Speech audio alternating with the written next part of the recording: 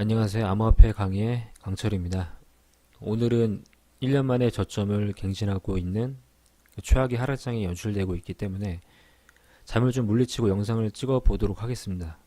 도대체 왜 이런 하락장이 발생하고 있고 또 앞으로 어떤 상황이 연출될지 한번 예상을 해 보도록 하겠습니다. 이 영상은 코인을 투자하려는 강의가 아니고 정보만 전달하는 것이기 때문에 혹시나 영상을 보시고 코인 투자를 하여 손해를 보는 일이 없었으면 합니다. 오늘 새벽에 사실 녹화를 다 했었는데 너무 졸려서 이제 도대체 제가 무슨 말을 하고 있는지 모르겠어서 다시 오늘 아침에 작성했던 포스팅 기준으로 설명을 해보도록 하겠습니다. 제가 제목을 일단 고래싸움에 새우등 터지는 암호화폐 시장이라고 적어봤는데요.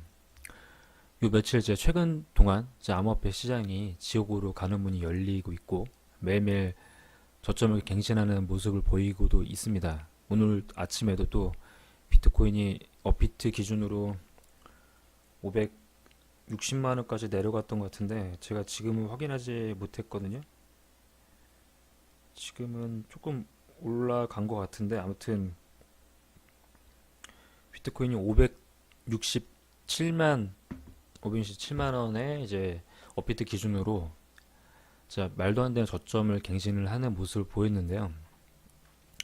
근데 비트코인이 이러다 보니까 시총이 낮고 방어력이 낮은 알트들은 이제 더 이상 내려갈 곳이 없는 금액까지 내려가는 모습을 보여주기도 했습니다. 도대체 왜 이런 일이 벌어지고 있는지 그리고 이제 앞으로 어떤 일이 일어날 것인지 예상해 보고자 과거 자료를 참고해서 포스팅을 한번 해봤는데 이걸 유튜브로 한번 찍어봤습니다.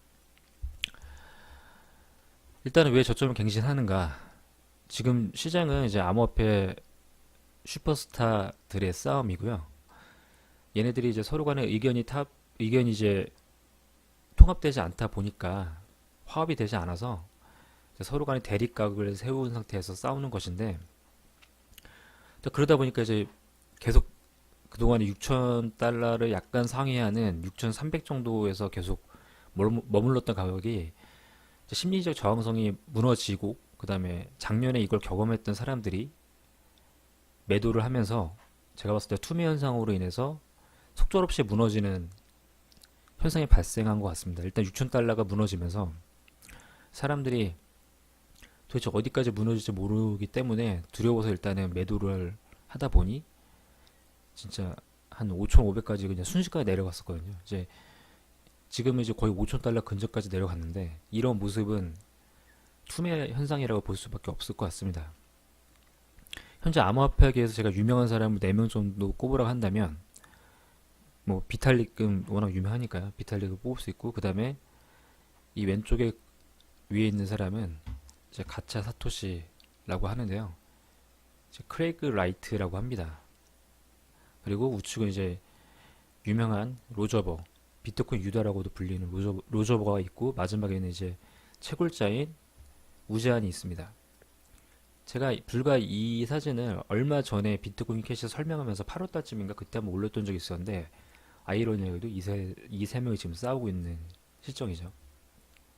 여기서 몇 명을 더 뽑으면은 암호화폐 뭐 투자의 신 노보그라스가 있고 그 다음에 이더리움 킬러를 만든 이오스의 댄 라리머, 바이낸스 CEO인 장평자오, 최근에 엄청나게 많이 말을 하는 존 메가피 정도가 있을 텐데 이 세 명이 사실은 상당히 블록체인계에서 오랫동안 좀 엄청나게 많은 활동을 했던 사람이기 때문에 좀 나머지 사람들보다는 조금 더 많이 좀 큰 영향력을 주지 않았나라고 생각을 합니다. 이 세 명이 일단은 비트코인 캐시에 대한 대립각으로 생기는 문제로 인해서 지금 시장이 되게 안 좋은 거라고 볼 수 있습니다. 사실 이거는 작년에도 있었던 사건입니다. 이제 작년에도 비트코인이 블록 사이즈 때문에 비트코인 캐시로 분리되면서 많은 사람들이 비트코인이 사라질지도 모른다라는 걱정 때문에 비트코인 가격이 이렇게 한번 쭉 내려갔던 적이 있었는데요. 2,800에서 2,000달러까지 내려갔었으니까 약 30% 이상 정도, 30% 정도가 내려갔다고 보면 되는 거죠. 이걸 한번 겪었던 사람들은 이제 또 이럴지도 모른다라는 생각에 이제 매도를 칠 수 있을 것이고요. 그 다음에 6,000달러라고 하는 심리적인 그런 매수 구간이 무너졌기 때문에 이제 사람들이 다음 매수 구간이 언제인지 모르기 때문에 이제 매도를 일단 치고 보는 것이죠. 그렇기 때문에 이제 생각보다 높은 과매도 현상이 일단은 일어난 것이고요. 일단은 그러면은 왜 작년에 왜 이런 사건이 있었는지 알아야 현재 이 사건을 알 수 있을 것입니다. 비트코인은 일단은 느리다고 하는 거는 우리 모두 다 알고 있습니다. 근데 이것에 대해서 비트코인 개발자들은 적극적으로 해결할 마음이 없었어요. 그래서 되게 오랫동안 이 사람들은 이 문제를 해결을 하려고 했었고, 현재 비트코인 캐시를 만든 진영들은 비트코인 좀 빨리 좀 바뀌어라. 좀 세상은 지금 이렇게 빨리 흐르고 있는데 비트코인 왜 이렇게 느리냐. 블록 사이즈 때문에 생긴 문제다라고 했습니다. 이 그림은 이제 블록 하나하나가 생성될 때 옛날에는 사실 이런 문제가 없었거든요. 근데 사람들이 비트코인에 관심이 많아지면서 블록 하나에 많은 거래를 담을 수가 없었어요. 초당 7개밖에 거래를 담지 못하기 때문에 전 세계적으로 비트코인이 퍼지는 시점부터 이게 점점 승인이 느려지는 문제가 발생하게 됐습니다. 그래서 현재 비트코인 캐시 진영은 블록 크기를 늘려라 라고 했고, 비트코인 개발자 진영은 싫다. 그냥 서명을 하는 부분을 공간을 분리해서 공간을 확보할 거다. 이게 바로 세그윗 기술입니다. 그래서 소프트 포크 진영과 하드 포크 진영이 싸우면서 이제 비트코인과 비트코인 캐시가 나뉘어져 버린 것이죠. 비트코인 캐시는 본인들이 진정한 사토시의 의지를 이어받았다고 하는데, 그 이유가 바로 이 뭐 제로 컴펌 같은 기능을 넣어서 소액 결제를 할 때는 컴펌을 안 받아도 돼서 빠르게 뭔가 이제 뭐 편의점이나 스타벅스 같은 데서 결제를 쉽게 할 수 있다라는 것이고요. 그래서 어떻게 보면은 비트코인 캐시가 실질적으로 보면은 캐시 시스템에 더 가까운 건 사실입니다. 비트코인은 캐시로 보기에는 좀 힘들죠, 현재는. 그런데 그러면 뭐가 문제인가? 비트코인 캐시가 등장한 지 1년이 넘은 지금 이제 작년 8월 달쯤에 나왔으니까 약 1년 3개월이 지났죠. 근데 지금 비트코인 캐시에 대해서 쓰는 곳이 거의 없어요. 그렇죠?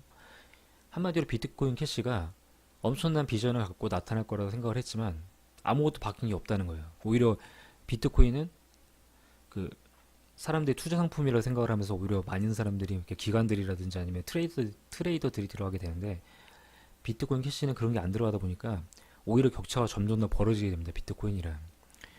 이런 현상이 계속 지속되다 보니 이제 비트코인 캐시 쪽 진영이었던 사람, 채굴자들이 비트코인 캐시를 지원했다고 했잖아요. 그러니까 일반적인 채굴자들은 다 그 당시 때 채굴자들은 비트코인 캐시 쪽이었는데 대표적인 게 우지안이었던 거고, 로저버도 원래는 비트코인 캐시가 등장하기 전에는 비트코인 예수라고 불리던 시절이 있었습니다. 비트코인을 되게 찬양했었고 방송에 되게 많이 났었거든요. 근데 비트코인 캐시 쪽으로 이 사람도 이제 넘어가게 되고, 자칭 사토시라고 말하는 크레이그도 비트코인 캐시 진영을 갔었는데 비트코인이 서로 또 싸우게 돼요. 그러니까 올해 아무튼 뭔가 바뀌어야 된다고 생각하는 우지아는 비트코인 캐시에다가 이제 스마트 컨트랙트 같은 기능은 당연히 넣어야 된다라고 말을 했고, 이제 크레이크 라이트 같은 경우는 아니다, 비트코인 캐시는 비트코인의 그 정신을 그대로 계승해야 된다.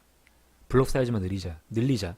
이런 쪽이었습니다. 그래서 이 둘이 의견이 타협이 되지 않다 보니까 또 갈라지게 됐거든요. 그래서 나온 게 비트코인 캐시 ABC랑 비트코인 캐시 SV가 나온 것입니다. 로저버는 그 우지한 편이고요. 얘가 크레이크 라이트랑 사이가 상당히 안 좋아서 지금 우지한을 ABC를 지원하는 쪽으로 얘는 넘어갔고요. 현재는 그래서 이제 ABC랑 SV 간의 싸움인데, 해시 전쟁을 그래서 계속 지금 얘네들이 펼치는 거예요. 그러니까 비트코인은 해시 파워를 갖고 있으면은 그 블록 사이즈를 만들 수 있고 힘을 가질 수 있잖아요. 암호화폐는 어떠한 이제 약간 다수결의 원칙으로 돌아가는 51%라고 하는 것이 다수결의 원칙이잖아요. 암호화폐 시장은 이제 다수결의 원칙으로 돌아가는 곳이다 보니까 얘네 둘이 해시 싸움을 펼치게 돼서 승자가 비트코인 캐시를 가져가는 걸로 이제 가는 겁니다. 그래서 처음에는 이제 SV 쪽 진영인 얘네가 그 크릭라이트가 우지한 쪽을 우수하다가 나중에는 막상 뚜껑 열어보니까 ABC 쪽 진영, 우지한 쪽 진영이 더 해시 파워가 더 세진 거죠. 그러니까 이게 계속 이런 문제가 발생하다 보니까 크릭라이트는 도발까지 시전을 하는데요. 이제 트위터에다가 지금 시장이 자꾸 마이너들, 그러니까 한마디로 채굴자들이 계속 ABC 쪽으로 가게 되면은 내 갖고 있는 비트코인을 매도해가지고 자금을 조달할 수밖에 없다. 뭐 이런 식으로 경고 메시지도 날리고 했었거든요. 그러면은 비트코인은 정말 떡락이 될 수도 있다. 이렇게 협박성 트윗까지 보냈는데 그래도 사람들은 이제 돈 많은 부자들이 뭐 이런 걸로 신경이나 쓰겠습니까? 돈 많은 부자들은 그냥 무시를 하고 계속 크릭라이트를 매장시키려고 하는 것 같습니다. 지금 현재 모습은. 그래서 최근에는 이제 17일 밤에는 이 사람이 이제 중국 최대 마이닝 업체 BTC 탑을 보유한 장주어 어리라는 CEO인데요. 그러니까 중국 최고의 마이닝 업체를 보유하고 있는 사람이다 보니까 엄청난, 사실은 이 사람이 참여하는 건 엄청난 큰 힘이 되는 거죠. 이 사람이 우지안을 지원한다고 지원할 글을 올리고 크레이그를 조롱했습니다. 크레이그한테 이제 네가 뭐 얼마나 하느냐 뭐 이런 식으로 조롱을 했거든요. 네가 실제로 보여준 건 아무것도 없다라고 식으로 조롱을 하고 ABC 쪽으로 넘어가면서 사실상 이 사람이 참여한 것으로 이미 게임이 끝났다고 보시면 됩니다.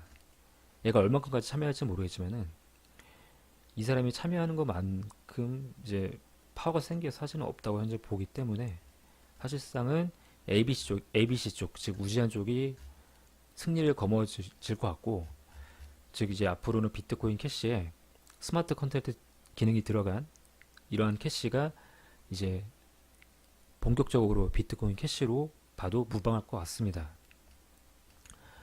앞으로 예상은 사실은 제가 고래들의 생각을 예상한다는 것은 사실 초능력이 없는 이상 불가능한 것이고, 그러다 보니까 많은 사람들이 예상을 못하니까 현금을 관망하자는 분위기가 많은데요. 이 싸움이 도대체 언제까지 해야 될지도 모르기 때문에 좀 현금을 관망하자는 분위기가 많기 때문에 이제 계속 가격 하락이 계속 이어질 수도 있습니다. 그러나 확실한 거는 작년에도 이제 내려갔었지만 다시 올라갔죠. 끝나고 나서 사람들이 다시 투심 회복하고 올라간 것처럼 언제까지나 계속 내려가진 않을 테고, 오히려 이 골이 깊어졌기 때문에 이번에 계속 횡보하다가 한번 골이 깊어졌잖아요. 이게 다시 상승할 수 있는 그런 기폭점이 될 수도 있거든요. 차트가 이렇게 그럴 수도 있으니까 사실은 아무도 모르는 거라고 생각하고 있습니다. 그래서 또 게다가 최근에는 ETF에 관련된 소식이 몇 개 나타났어요. 스위스 같은 경우는 ETF 변형 상품이 승인이 되는 사례가 좀 나타났죠. 그래서 좀 스위스에서 ETF 변형 상품이 났기 때문에 미국에서 나와야 된다 뭐 이런 말이 나오고 있고요. 또 2020년에는 이제 반감기가 있으니까 사실은 반감기가 되면은 비트코인 가격이 늘상 올라왔기 때문에 반감기를 뭐 앞으로 물론 이제 약 2년 정도 기다려야 되지만 반감기가 되면은 다시 모든 것들이 상승할 수 있다 이런 말이 있습니다. 근데 그 전에 ETF 승인이 꽤 높은 확률로 나지 않을까라고 생각하고 있어요. 왜냐하면 스위스 쪽에서 이렇게 압박을 가하면은 어떻게 될지 모르니까. 또 오히려 이렇게 가격이 좀 내려가면은 사람들이, 정부들은 매랑 그다음에 당근을 같이 주거든요. 투자자들이 이렇게 우울할 때는 오히려 SEC 쪽에서 강하게 못 나가요. 강하게 이렇게 나갈 수가 없고 얘네들이 오히려 조심스럽게 좀 검토해 보였다 이런 반응을 펼쳐가지고, 그러니까 투자자들의 그런 투심을 계속 가지고 놀거든요. 그래서 어떻게 될지 모르니까 계속 좀 너무 부정적으로 생각할 필요는 없을 것 같습니다. 이상 암호화폐 강의의 강철이었습니다. 다음에는 암호화폐 개발에 관련돼서 영상을 찍어 보도록 하겠습니다.